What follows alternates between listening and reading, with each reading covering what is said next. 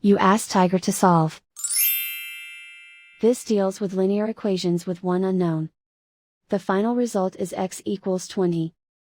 Let's solve it step by step. Simplify the expression. Group like terms. Simplify the arithmetic. Group all x terms on the left side of the equation. Add 15x to both sides. Group like terms.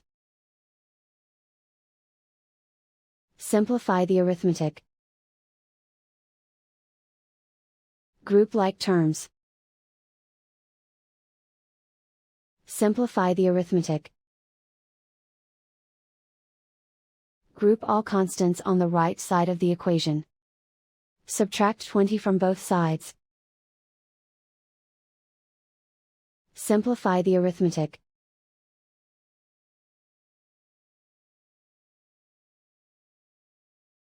Isolate the x. Divide both sides by -3. Cancel out the negatives. Simplify the fraction. Cancel out the negatives. Find the greatest common factor of the numerator and denominator.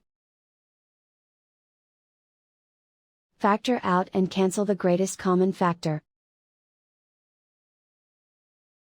And so the final result is x equals 20.